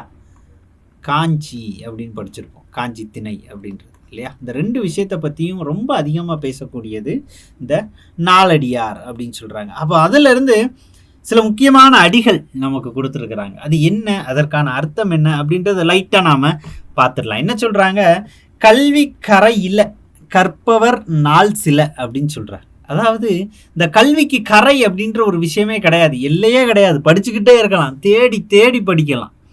அவ்வளவு பொருள் செறிந்த இலக்கியங்கள் தமிழில் இருக்குது. அதே நேரத்தில் கற்பவரனுடைய வாழ்நாள் அப்படின்றது எவ்வளவு, ரொம்ப ரொம்ப ரொம்ப ரொம்ப கம்மி. அப்போ இந்த குறிப்பிட்ட சில நாட்களுக்குள்ள அல்லவையை ஒதுக்கி நல்லவையை நாம் தேடணும், தேடி தேடி கற்கணும், முடிஞ்ச வரைக்கும் நம்முடைய பக்கத்தை நாம் பலப்படுத்திக்கணும் அப்படின்னு சொல்லலாம். அப்போ இது எக்ஸாமுக்காண்டி படிக்கக்கூடிய ஆஸ்பிரன்ஸுக்கான ஒரு வார்த்தையாக கூட எடுத்துக்கலாம். ஒரு 3 மாத காலத்தில் நோட்டிஃபிகேஷன் வருது அப்படின்ற பட்சத்தில் நமக்கான நேரம் இல்லை, நமக்கான நாள் அப்படின்றது என்னது சில தான். ஆனால் நம்ம படிக்க வேண்டிய விஷயங்கள் அப்படின்றது நிறைய இருக்குது. அப்போ அந்த விஷயத்தில் நம்ம கான்சென்ட்ரேட் பண்ணும்போது நெகட்டிவ் தாட்ஸ் அப்படின்றது நிறைய வரும். நம்ம நிறையா படிக்காமல் விட்டோமோ, முந்தானத்து படித்தது இங்கே ஞாபகம் இல்லையே, இதெல்லாம் தோணும் கண்டிப்பாக. சரியா, எல்லாருக்குமே அந்த மாதிரியான ஒரு மனநோய் உண்டு. அப்போ அது எதுவுமே இல்லாமல் தொடர்ந்து நம்மளுடைய தேடலை சரியான பாதையில் போட்டுக்கிட்டே இருக்கணும் அப்படின்றத சொல்கிறது தான் என்னது, கல்வி கரையில் கற்பவர் நாள் சில அப்படின்றது. அடுத்த லைன் பாருங்க, செல்வம் சகடக்கால் போல வரும் அப்படின்னு சொல்கிறாங்க. அது என்ன சகடக்கால் அப்படின்னா, சகடக்கால்னா என்ன அர்த்தம்னா வண்டி சக்கரம் அப்படின்னு அர்த்தம். நான் கேட்குறேன், வண்டி சக்கரத்தில் ஏதாவது ஒரு கொம்பில் ஒரு சின்ன கல்லையோ எதையாவது கட்டி விடுறீங்க அப்படின்னா என்ன ஆகும், அந்த சக்கரம் சுற்றும்போது மேலே இருக்கக்கூடிய கல் ஒரு கட்டத்தில் என்ன ஆகும், கீழே போகும் இல்லையா, கீழே வந்துடும், இந்த இடத்துல வந்துடும். அதே மாதிரி கீழே இருக்கக்கூடிய பகுதி மேலே போயிடும். இது கிளாக் வைஸில் நமக்கு ரொட்டேட் ஆகிக்கிட்டே இருக்கும். அதே மாதிரி தான் நம்முடைய வாழ்க்கையில் இந்த செல்வம் என்பது சகடக்கால் போல வரும், ஒரு வண்டி சக்கரம் மாதிரி ஏறும் இறங்கும் ஏறி இறங்கும். அதை பற்றி நீ கவலையே படாத, நீ பாட்டுக்கு உன்னுடைய பாதையில் போய்கொண்டே இரு அப்படின்றது தான். யோசிச்சு பாருங்க, நம்ம கூடயே உட்காந்து நம்மளுடைய நண்பன் ஒருத்தன் படிச்சுக்கிட்டு இருப்பான், நம்மளோட அதிகப்படியான உழைப்பு போட்டிருப்பார். திடீர்னு அவர் ஒரு நோட்டிஃபிகேஷனில் வேலை வாங்கி போயிட்டார். உங்களுக்கு அந்த தேர்வில் உங்களால் சரியாக பண்ண முடியல, பாஸ் ஆக முடியலை. உங்களுடைய மனநிலை எப்படி இருக்கும்? அப்போ அந்த மனநிலையிலிருந்து ஒருத்தனை கடத்தி கூட்டு வர்றதுக்கு உண்டான வரிகள் தான் இது. என்ன சொல்கிறாரு, செல்வம் சகடக்கால் போல வரும் அப்படின்னு சொல்கிறாரு. அப்போ வண்டி சக்கரம் மாறுறா, இன்னைக்கு அவன் ஜெயிச்சிட்டா நாளைக்கு நீ ஜெயிச்சிருவ, அவ்வளோதானே. இன்னைக்கு அவன் குரூப் 4 போனால் நாளைக்கு நீ குரூப் 2 போய் உட்காரு அப்படின்னு ஒருத்தனை தேத்தி கூட்டிட்டு வர வரிகளாக நாலடியார் அறிமுகப்படுத்தக்கூடியதான் என்னது, செல்வம் சகடக்கால் போல வரும் அப்படின்னு சொல்கிறாங்க. 3வது விஷயம் பார்த்துடலாமா. என்ன சொல்கிறாங்க, குறிஞ்சி அழகும் கொடுத்தானை கோட்டழகும் மஞ்சள் அழகும் அழகல்ல, நெஞ்சத்து நல்லல்யாம் நடுவுநிலையாம் கல்வி அழகே அழகு. நான் முழுமைப்படுத்துகிறேன் இல்லைங்களா. ஸோ குறிஞ்சி அழகும் கொடுத்தானை கோட்டழகும் அது என்னது, அந்த காலத்துலேருந்து பார்த்தீங்க அப்படின்னா நல்லா கவனித்து பார்த்தீங்கன்னா தெரியும். இப்போ இருக்கக்கூடிய கவிஞர்கள் வைரமுத்து வாலி வரைக்கும் பார்த்தீங்க அப்படின்னா பெண்களுக்கு நிறைய கவிதை எழுதியிருப்பாங்க, பெண்களினுடைய அழகு குறித்து நிறைய கவிதை எழுதியிருப்பாங்க. ஆண்களுக்கு கவிதைலாம் எழுதலையா, அதுக்காண்டி ஆண்கள் என்ன அழகா இல்லையா அப்படின்லாம் கேட்கலாம் இல்லையா. அப்படிலாம் இல்லை, ஆண்கள் அப்படின்றவங்க இயற்கையிலேயே அழகு. சரியா, இயற்கைக்கு எதுக்கு கவிதை அப்படின்னு எழுதாமல் விட்டுருக்குறாங்க அப்படின்னு வச்சுக்கலாம். இப்போ இந்த பெண்கள் விஷயத்துக்கு வருவோம். நம்ம செய்யுள் படிக்கும்போது படிச்சிருப்போம், கொடியனார் செய்கோளம் அப்படின்ற ஒரு வார்த்தை இருக்கும். சரியா, கொடியனார், கொடியனார் அப்படின்னா யாரு, பெண்கள். செய்கோளம் அப்படின்ற ஒரு வார்த்தை பயன்படுத்தியிருப்பாங்க. செய்கோளம்னா என்னது, மேக்கப் பண்ணுறது. அப்போ சங்க காலத்திலேருந்தே பெண்கள்லாம் அந்த மேக்கப் பண்ணுறது அப்படின்ற ஒரு விஷயத்தில் ஈடுபாடு அதிகம் கொண்டவர்களாக இருந்திருக்கிறாங்க. தன்னை அழகுபடுத்தி கொள்ளுதல். இன்னமும் அகழாய்வுகளில் பார்த்தீங்க அப்படின்னா அழகுபடுத்துவதற்கு பயன்படுத்தப்பட்ட சாதனங்கள்லாம் சின்ன சின்ன கம்பிகள்லாம் கிடச்சிருக்குது அப்படின்லாம் நம்ம படிக்கிறோம் இல்லையா? இந்த செய்யுள் குறிப்பாக என்ன சொல்லுது அப்படின்னா, குறிஞ்சி அழகும் கொடுத்தானை கோட்டழகும் மஞ்சள் அழகும் அழகல்ல. குறிஞ்சி அழகுனா என்னது? கூந்தல் அழகு. கொடுத்தானை கோட்டழகு அப்படின்னா நாம் உடுத்தி இருக்கிறோம்ல உடை, வளைந்த உடல் மேல் உடுத்தி இருக்கிற உடையும் அழகல்ல. முகத்தில் பூசி இருக்கிற அந்த மஞ்சளும் அழகல்ல. யார் வந்தாலும் நம்ம கிட்ட இருந்து எடுத்துட்டு போக முடியாத அந்த கல்விதான் அழகு அப்படின்னு சொல்றாங்க. கல்வி அழகே அழகு அப்படின்றான். அப்போ அதுதானே நிலையான சொத்து, இல்லைன்னு சொல்லிட முடியுமா?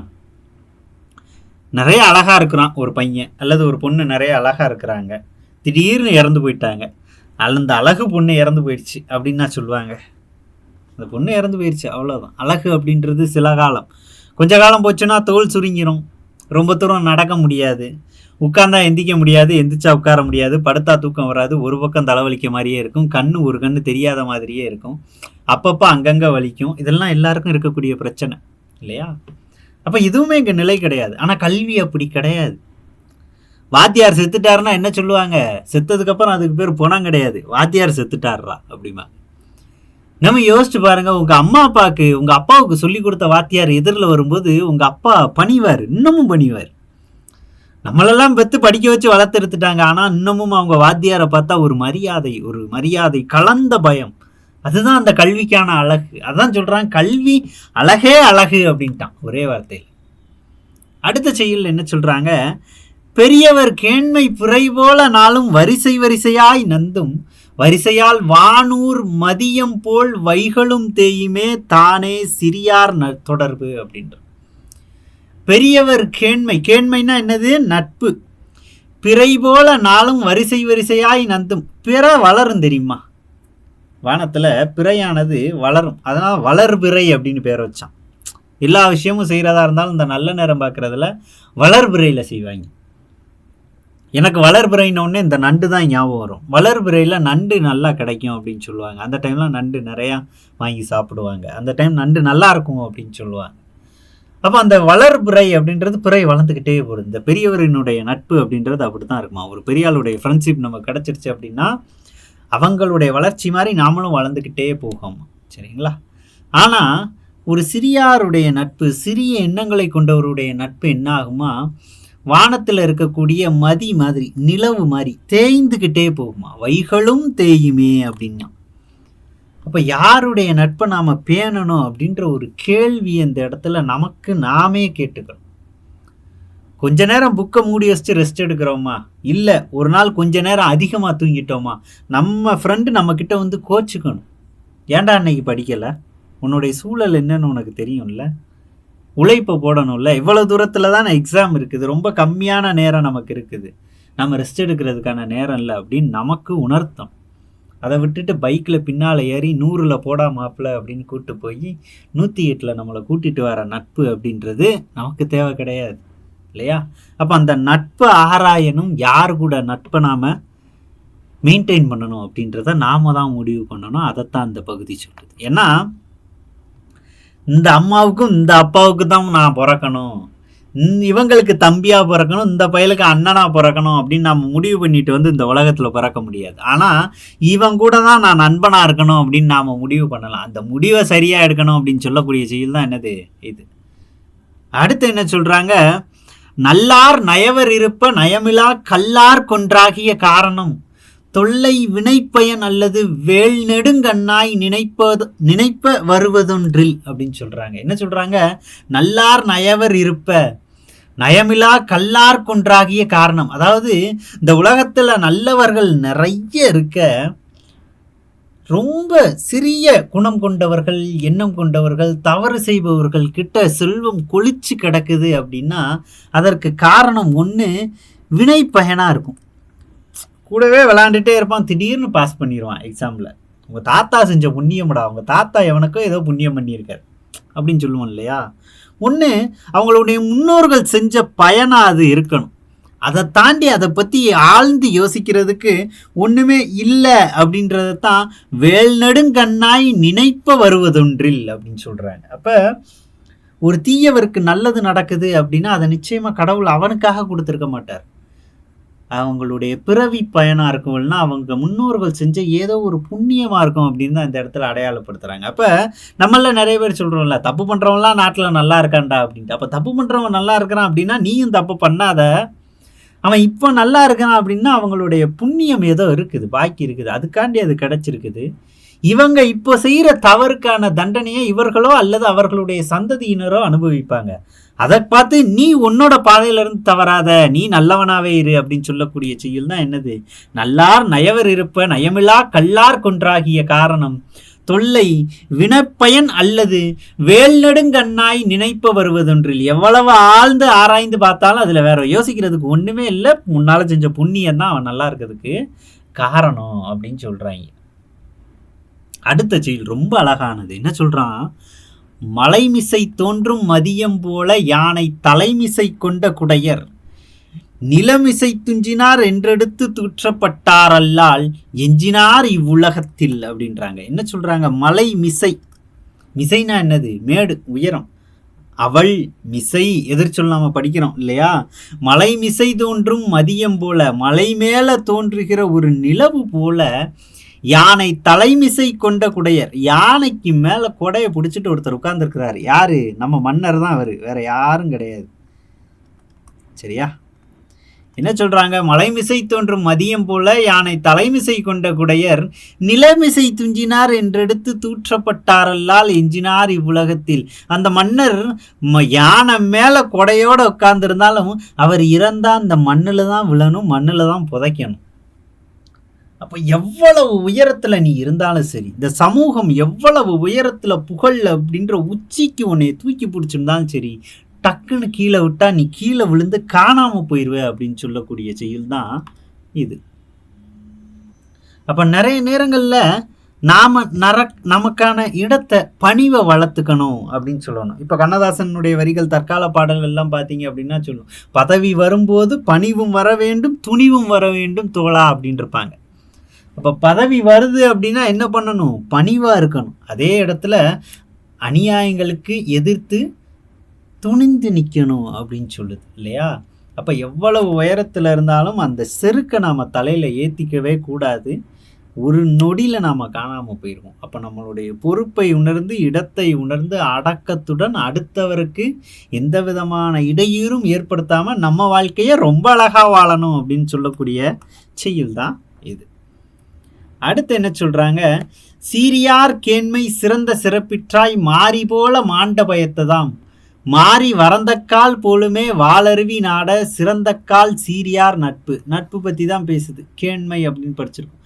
அப்போ சீரியார்னா என்னது, ரொம்ப ஆக்டிவாக இருக்கிறவங்க, சிறந்தவர்கள், சீர்மையுடையவர், சரியான எண்ணமுடையவர் அப்படின்னு அர்த்தம்.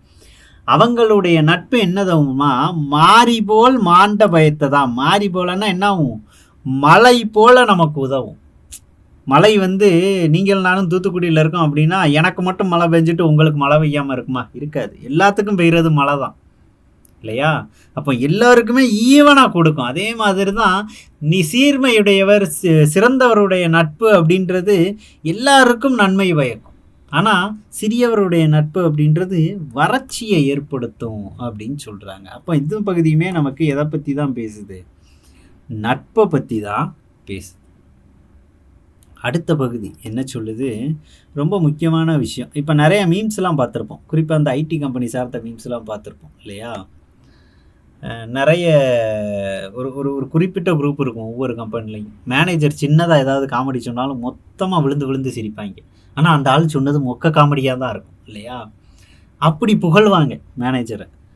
அவங்க என்ன பண்ணாலும் சரி அப்படின்னு சொல்லுவாங்க, என்ன வேலை செஞ்சாலும் பாராட்டுவாங்க, ஆனால் இவங்க வேலையே செய்ய மாட்டாங்க. இப்படி ஒரு குரூப் உண்டு இல்லையா. அப்போ அந்த காலத்தில் நம்ம நிறைய பேர் இதை பற்றி கவலைப்பட்டுக்கிட்டு இருக்கோம். அதைத்தான் அந்த காலத்திலே கணிச்சு அதுக்கு ஒரு செய்யுளே எழுதிட்டு போயிட்டாங்க. என்ன சொல்லியிருக்கிறாங்க, போற்றியே போற்றியே என்று புதுச்செல்வம் தேற்றியார் கண்ணலாம் தொண்டே போல். அதாவது போற்றியே போற்றியே, நீங்கள் சிறந்தவர் சிறந்தவர் அப்படின்னு புது பணக்காரன், புது செல்வம் தேற்றியார், புதுசாக சந்தித்தவரையோ அல்லது நம்மளுடைய ஒரு சீனியரையோ அவங்கள போற்றி கூறுறது, எப்போ பார்த்தாலும் அவங்கள பற்றி புகழ்ந்து பேசிகிட்டு இருக்கிறதெல்லாம் எதற்காம்? ஆற்ற பயிற்றி பயிற்றி பல உரைப்பதெல்லாம் வயிற்று பெருமான் பொருட்டு. எல்லாம் ஒரு ஜான் வயிற்றுக்காக அப்படின்னு சொல்லுவோம்ல. அப்போ தன்னுடைய வயிற்றை வளர்ப்பதற்காக ஒருத்தனை போற்றி போற்றி புகழ்ந்து தள்ளிட்டு இருப்பவர்களும் இங்கே இருக்கத்தான் செய்கிறாங்க அப்படின்றது தான் இதற்கான அர்த்தம். அப்போ நாம் அதிலெல்லாம் கான்சென்ட்ரேட் பண்ண தேவையில்லை. உண்மையான திறமை எங்கு போனாலும் ஜெயிக்கும் அப்படின்றது தான். அதனால தான் கற்றவனுக்கு கற்றுச்சோறு வேண்டா அப்படின்னாங்க இல்லையா? அப்போ எந்த பக்கம் போனாலும் பிழைச்சிக்குவோம். கற்றவனுக்கு சென்றிலுமிடமெல்லாம் சிறப்பு அப்படின்னு சொன்னாங்க. அப்போ இந்த மாதிரி ஒருத்தரை புகழ்ந்து பேசி நீங்கள் வாழ தேவையில்லை. இதெல்லாமே வெறும் வயிற்று பிழப்புக்காக, வயிற்று பெருமான் பொருட்டு அப்படின்னு எழுதிட்டு போயிட்டாங்க இல்லையா? ஸோ ரொம்ப அழகான ஒரு விஷயம். அடுத்து பாருங்க, செய்யுள் பகுதியில் மனப்பாட பகுதியில் நமக்கு இடம்பெற்றிருக்கக்கூடியது எல்லாருமே அறிந்தது தான் இல்லையா? என்ன சொல்லியிருக்கிறாங்க? நாய்க்கால் சிறு விரல் போல் நன்கனியராயினும் ஈக்கால் துணையும் உதவாதார் நட்பெண்ணாம் செய்தானும் சென்று கொள்ளல் வேண்டும் செய்விளைக்கும் வாய்க்கால் அணையார் தொடர்பு அப்படின்னாங்க. நட்பு பற்றி தான் பேசுது. என்னது? ஒரு நாயின் கால் விரல்கள் நெருங்கி இருக்குமோ, அந்த நாய் கால் விரல்கள் மாதிரி நிறைய பேர் நம்மக்கிட்ட நெருங்கி இருந்தாலும் நிறைய நேரங்களில் அவங்களால நமக்கு எந்த விதமான பயனும் இருக்காது. ஆனால் சில பேர் வாய்க்கால் மாதிரி இருப்பாங்களாம். வாய்க்கால் என்ன பண்ணும்? ரொம்ப தூரத்தில் இருக்கக்கூடிய ஒரு நீர்நிலையிலேருந்து தண்ணி அப்படியே அடிச்சுக்கிட்டு கொண்டு வந்து வயலாகிய நம்மக்கிட்ட சேர்த்து நம்மளை செழுமைப்படுத்தும் இல்லையா? அப்போ இந்த நாய்க்கால் விரல்கள் போல இருக்கக்கூடிய நட்பை விட இந்த வாய்க்கால் மாதிரி ரொம்ப தூரத்தில் இருந்தாலும் நமக்காக கவலைப்படுறான் பார்த்தீங்களா? அந்த நட்பு தான் சிறந்தது. அப்போ இந்த நட்பை நாம் ஆராயணும். எந்த நட்பு நமக்கு உகந்தது அப்படின்றத நாம் தான் பேணி பாதுகாக்கணும் அப்படின்றத தான் இந்த பகுதி சொல்லுது இல்லையா? அப்போ பெரியார் நட்பு, சீரியருடைய நட்பு, இதெல்லாம் பார்த்தோம் இல்லையா? அது அந்த நட்புக்கான ஒரு எடுத்துக்காட்டாக அந்த பகுதி நமக்கு கொடுத்துருக்குறாங்க. இன்னும் ஒரு தடவை அதை படிச்சிடலாமா? நாய்க்கால் சிறு விரல் போல் நன்கனியராயினும் ஈக்கால் துணையும் உதவாதார் நட்பெண்ணாம். நாய்க்கால் மாதிரி பக்கத்தில் இருந்தாலும் ஒரு ஈக்கால் அளவுக்கு கூட நமக்கு உதவ மாட்டாங்க. செய்தானும் சென்று கொள்ளல் வேண்டும் செய்விளைக்கும் வாய்க்கால் அணையார் தொடர்பு அப்படின்னாங்க. அப்போ தூரத்தில் வாய்க்கால் மாதிரி இருந்தால் கூட எங்கிருந்தோ இருக்கக்கூடிய வளத்தை நம்ம கிட்ட கொண்டு வந்து சேர்க்கக்கூடிய நட்பு சிறந்தது அப்படின்னு சொல்கிறாங்க. நாய்க்கால் அப்படின்னா என்னது? நாயின் கால். ஈக்கால் ஈயின் கால். அணியர் அப்படின்னா என்னது? நெருங்கி இருப்பவர் அப்படின்னு சொல்கிறாங்க. மருங்கி அப்படின்னாலும் என்னதான் அர்த்தம்? நெருங்கி அப்படின்னு அர்த்தம். சொற்பொருளில் படிப்பீங்க இல்லையா தமிழில்? அதை அப்பப்போ படிக்கிறப்ப நம்ம பார்த்துக்கலாம். அப்போ அடுத்து எண்ணாம் அப்படின்னா என்னது? என்ன பயன். சேய்மை, அண்மை அப்படின்னா பக்கத்தில். சேய்மை அப்படின்னா என்னது? தொலைவு அப்படின்னு தான் அர்த்தம். செய்னா வயல் அப்படின்னு அர்த்தம். அணையார் அப்படின்னா என்னது? அவரை போன்றோர், போன்றோர் அப்படின்னு அர்த்தம் இல்லையா? சேய்மைனா தொலைவு. நிறைய வார்த்தையில் பயன்படுத்தியிருப்போம். அருகாமை அப்படின்னா என்ன அர்த்தம்?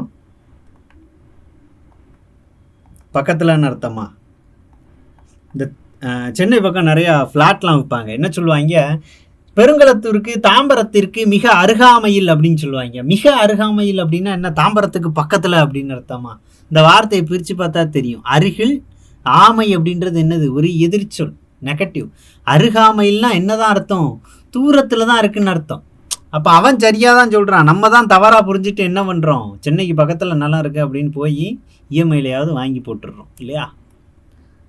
அடுத்து என்ன சொல்கிறாங்க? அழியா செல்வம் அப்படின்னு ஒன்று அடையாளப்படுத்துகிறாங்க. அழியா செல்வம்னா என்னது? கல்வி அப்படின்றது தான். அதை தான் அழியா செல்வமாக அடையாளப்படுத்துகிறாங்க இல்லையா? வைப்புலி கோட்படா வாய்த்தீயிற் கேடில்லை மிக்க சிறப்பின் அரசர் செரின் வல்லார் எச்சம் என ஒருவன் மக்கட்கு செய்வன விச்சை மற்று அல்ல பிற. விச்சைனா என்னது? கல்வியை தவிர வேற ஒன்றும் இல்லை அப்படின்னு சொல்கிறாங்க. என்ன அர்த்தம் இதற்கு? வைப்புலி அப்படின்றது என்னது? பொருட்களை சேமித்து வைக்கக்கூடிய ஒரு இடம். கோட்படா அப்படின்னா ஒருவரால் கொல்லப்படாது. வாய்த்தீயில் வாய்க்கும்படி கொடுத்தலும். விச்சை கல்வி. வவ்வார்னா என்னது? கவரமாட்டார். எச்சம் அப்படின்னு என்ன சொல்கிறாங்க? செல்வம் அப்படின்னு சொல்றாங்க. அதாவது வைப்புலி கோட்படா வாய்த்தீயிற் கேடில்லை. அதாவது பொருட்களை சேமித்து வைக்கக்கூடிய ஒரு இடத்துல நீங்க வைத்திருக்கக்கூடிய பொருட்கள் கூட நிறைய நேரங்கள்ல காணாம போயிரும். ஆனால் நீங்கள் கற்ற கல்வியை இன்னொருவனுக்கு புரியும்படி நீங்க கொண்டு போய் கொடுக்கும்போது அது நிச்சயமா வளரதான் செய்யும். உங்ககிட்ட இருந்து யாராலையும் பறிக்க முடியாது அப்படின்னு சொல்றாங்க. அதைத்தான் என்னது விச்சைமற்று அல்ல பிற அப்படின்னு சொல்றாங்க. ஐயா கலாம் அவர்களும் தனக்கு பிடித்த குரலாக ஒரு திருக்குறளையும் சொல்லியிருப்பாரு இது சம்பந்தமா. இதற்கான அர்த்தத்தை பார்த்துட்டு பார்க்கலாம். கல்வியை பொருள் போல வைத்திருப்பினும் அது பிறலால் கொல்லப்படாது. நம்மள்கிட்ட இருந்து திருட முடியாது. ஒருவருக்கு வாய்க்கும்படி கொடுத்தாலும் குறைவு விடாது. ஒருத்தனுக்கு சொல்லி கொடுத்தாலும் நமக்கு மறந்து போகாது. மிகச் சிறப்பினை உடைய அரசராலும் கவர முடியாது. எவ்வளவு பெரிய சேனை படை வந்தாலும் அதை கவர முடியாது. ஆதலால் ஒருவர் தம் குழந்தைகளுக்கு சேர்த்து வைக்க வேண்டிய செல்வம் கல்வியே ஆகும், மற்றவை செல்வம் ஆகாது அப்படின்னு சொல்லிடுறாங்க. அதான் வாழ்க்கையின் எல்லா இன்னல்களுக்கும் காரணமான அறியாமையாகிய மயக்கத்தை தீர்ப்பது கல்வி. இக்கருத்தை விளக்கும் நாலடியார் பாடல் நோக்கத்தக்கது அப்படின்னு கொடுக்குறாங்க. ஐயா அப்துல் கலாம் அவர்களினுடைய பிடித்த திருக்குறளாக தமிழ் புத்தகத்துல சொல்லியிருப்பாங்க. அறிவு அற்றம் காக்கும் கருவி, செருவார்க்கும் உள்ளளிக்கல் ஆகா அரண் அப்படின்னு சொல்லியிருப்பாங்க. அப்ப எவ்வளவு பெரிய எதிரி நினைச்சாலும் நீ படிச்சதை உன்கிட்ட இருந்து புடுங்க முடியாது, அதை அழிக்க முடியாது. அதனால அந்த வகையில உன்னைய பலப்படுத்து அப்படின்னு சொல்லியிருப்பார். வார்த்தைகள் ரொம்ப தெளிவா பயன்படுத்த. அணு ஆயுதங்களை அதிகமாக சேமித்து வைத்திருக்கும் நாடுதான் வல்லரசு என்றால் அமெரிக்கா தான் வல்லரசு. அறிவை ஆயுதமாக சேமித்து வைத்திருக்கும் நாடுதான் வல்லரசு என்றால் இந்தியா தான் வல்லரசு அப்படின்னாரு. ஏனென்றால் எங்கள் பிள்ளைகள் அறிவு பிள்ளைகள் அப்படின்னு உலக நாடுகளுக்கு எடுத்து சொன்னவர் ஐயா அப்துல் கலாம் அவர்கள். அப்போ அதைத்தான் அந்த காலத்து செய்யுள்கள்ல இருந்தே சொல்லியிருக்கிறாங்க. படி அப்படின்றாரு. வேற ஒண்ணுமே வேண்டாம், படி பொழைச்சிடலாம். ஒருத்தன் பிச்சை கேட்குறான்னா அவனுக்கு பிச்சை போடாத, மீன் பிடிக்க கற்றுக்கொடு. ஒருத்தனுக்கு உணவு கொடுப்பதை விட மீன் பிடிக்க கற்றுக்கொடு அப்படின்னு சொல்லுவான். அவன் மீனை பிடிச்சி பொழைச்சிக்கிடுவான், இன்னும் 4 பேருக்கு உணவு கொடுப்பான் இல்லையா? அப்போ அந்த கல்வியினுடைய முக்கியத்துவத்தை அந்த அளவில் கொண்டு சேர்த்துருக்குறாங்க இந்த செய்யுள் வாயிலாக அப்படின்னு சொல்லலாம். அடுத்து பாருங்க, இறுதியாக ஒரு சிறிய பகுதி நமக்கு கொடுக்குறாங்க. என்னது? இம்மை பயக்குமால் ஈய குறைவின்றால் தம்மை விளக்குமால் தாமுலரா கேடுன்றால் எம்மை உலகத்தும் யாம் காணேம் கல்வி போல் மம்மர் அறுக்கும் மருந்து அப்படின்னு சொல்றாங்க. கல்வியின் சிறப்பை விளக்குவதாக அமைந்த இச்செய்யுளில் உவமையோ பிற இலக்கிய சிறப்புகளோ அமையாவிட்டாலும் கூறுவதை சிறப்பாக சொல்லும் தன்மை அமைந்திருப்பதை காணலாம் அப்படின்னு சொல்றாங்க. இந்த திருக்குறளுக்கான விளக்கம் என்ன அப்படின்னா, மேலே பார்த்த அதே விஷயம்தான். இம்மை பயக்குமால் ஈய குறைவின்றால், அதாவது கொடுக்க குறையாத கல்வியை கொண்ட ஒருவர் தம்மை விளக்குமால் தாமுலரா கேடின்றால் எம்மை உலகத்தும் யாம் காணோம். கொடுக்க குறையாத கல்வியை கற்றவனுடைய அந்த தனி மனுஷனை எல்லோருக்கும் தெரியுமாறு இந்த உலகம் கொண்டு போய் சேர்க்குமா. எல்லாருக்கும் அறிமுகமாக இருக்கிற மாதிரி இந்த உலகம் ஒரு சரியான இடத்துக்கு கொண்டு போய் சேர்க்கும். அதனால தான் என்ன சொல்கிறாங்க, கல்வி போல் மம்மர் அறுக்கும் மருந்து வேறில்லை. அதாவது அறியாமையை நீக்கக்கூடிய மருந்து, பிரச்சனைகளை தீர்க்கக்கூடிய மருந்து அப்படின்றது வேற இல்லவே இல்லை அப்படின்னு சொல்கிறாங்க. அதனால தான் கவிஞர்கள் சொல்லியிருக்கிறாங்க, கற்கை நன்றே பிச்சை புகினும் கற்கை நன்றே அப்படின்னு. பிச்சை எடுத்தாவது படிச்சிரு, ஆனால் படிச்சுட்டு பிச்சை எடுக்கக்கூடாது. அதுதான் வார்த்தை இல்லையா? களவும் கற்றுமர அப்படின்னா பாரதி. கற்றுக்கோ, எதுவாக இருந்தாலும் கற்றுக்கோ. களவும் கற்றுமரன்னா என்னது? களவாடுவது எப்படின்னு கற்றுக்கோ, ஆனால் மறந்துடு அப்படின்ட்டான். எப்படிலாம் தவறு நடக்கும்னு நீ தெரிஞ்சுக்கணும். ரௌத்திரம் பழகு அப்படின்னா கோபத்தை கற்றுக்கோ அப்படின்னா பழகு, ரௌத்திரம் பழகு. நியாயமான இடத்து மேலே கோபரப்படு அப்படின்னா. ஒரு குழந்தை எப்படி இருக்கணும், எப்படி படிக்கணும் அப்படின்னு எழுதணும். ஒரு குழந்தை இந்த சமூகத்தில் எப்படி இருக்கணும் அப்படின்னு எழுதணும். பாப்பா பாட்டு அப்படின்னு ஒன்று நாம் படிச்சிருப்போம் இல்லையா? ஸோ அதில் படிச்சிருப்பான், நீ பயங்கொள்ளலாகாது பாப்பா, முட்டி மோதி விடு பாப்பா, அவள் முகத்தில் உமிழ்ந்து விடு பாப்பா அப்படின்னு எழுதியிருப்பான். அப்போ ஒரு பெண் பிள்ளை எந்த அளவுக்கு இந்த சமூகத்தில் கோபப்படணும் அப்படின்றத செய்யுள் வழியாக நமக்கு சொல்லியிருப்பாங்க இல்லையா? ஒரு சின்ன பிள்ளைக்கு எழுதுறான், அங்கே அது இருக்கு இங்கே அது இருக்குன்னு பயங்காட்டுவாங்க, பயப்படாத அப்படின்ட்டு. வஞ்சனை பேய்கள் என்பார் அந்த மரத்தில் என்பார், இந்த குலத்தில் என்பார், துஞ்சது முகட்டில் என்பார், அவர் துயர்படுவார் எண்ணி பயப்படுவார் அப்படின்னு. அச்சமில்லை அச்சம் என்பதில்லையே, இச்சகத்தில் உள்ளோரெல்லாம் எதிர்த்து நின்ற போதிலும் அச்சமில்லை அச்சமில்லை அச்சம் என்பதில்லையே அப்படின்னா நிறைய விஷயம் தெரிஞ்சுக்கோ. யாருக்காகவும் எதுக்காகவும் பயப்படாத, அறம் பேசு, அறம் பழகு, அறம் செய் அப்படின்னு தான் அந்த காலத்து அற இலக்கியங்கள்ல இருந்து தற்கால கவிஞர்கள் வரைக்கும் ஒவ்வொரு படைப்புலையும் சொல்லி கொடுத்துட்டு வரோம். அதனாலதான் மற்ற மொழி கடந்து தமிழ் மொழி நூல்கள் தான் இன்னைக்கு வரைக்கும் பெரும்பாலும் மொழிபெயர்க்கப்பட்டிருக்கு. ரொம்ப பெருமையா சொல்றோம் இல்லையா, திருக்குறள் நிறைய மொழிகளில் மொழிபெயர்க்கப்பட்ட நூல் அப்படின்ட்டு. திருக்குறள் மட்டும் இல்லை, இன்னவிர இலக்கியங்கள் அனைத்தும் அதன் சுவை மாறாமல் வேற்று மொழியில் மொழிபெயர்க்கப்பட்டு அத்துணை நாட்டினராலும் சுவைக்கப்படுகிறது அப்படின்றதுல எந்த விதமான சந்தேகமும் கிடையாது. அப்போ அவ்வளவு அழகான தமிழை தான் நம்ம படிச்சுக்கிட்டு இருக்கிறோம். அதில் முதல் பகுதியாக நாலடியாரை பற்றி நாம் இன்னைக்கு தெரிஞ்சுக்கிட்டோம் இல்லையா. அப்போ கேள்வி நோக்கில் கொஞ்சம் தெளிவுபட படித்து வச்சுக்கணும். ஒரே ஒரு விஷயந்தான் நான் மறுபடி சொல்ல விரும்புகிற விஷயம், இந்த பகுதியை மனப்பாடம் பண்ணாமல் இது என் தாத்தம் பாட்டனோட செத்து நான் அதை முழுசாக அனுபவிக்கிறேன் அப்படின்னு கொஞ்சம் என்ஜாய் பண்ணி படிங்க. புத்தகம் கடந்து நிறைய விஷயத்த ஒவ்வொரு நூலை பற்றியும் தெரிஞ்சு வச்சுக்கோங்க. நிச்சயமாக ஏதாவது ஒரு இடத்துல நிச்சயமாக அது உதவும். அந்த வகையில் முதல்ல இந்த வகுப்பில் அறநூல்கள் பற்றிய ஒரு அறிமுகமும் நாலடியாரை பற்றியும் நாம் பார்த்துருக்குறோம். அடுத்த வீடியோவில் நான்மணிக்கடிகை, அதை தொடர்ந்து அடுத்த நூல்களை பற்றின சுவாரஸ்ய தகவல்கள், அது சார்ந்த மற்ற கருத்துக்களை பற்றியும் விவாதிக்கலாம். நல்ல ஒரு தலைப்பில் அடுத்த வீடியோவில் சந்திக்கலாம். நன்றி.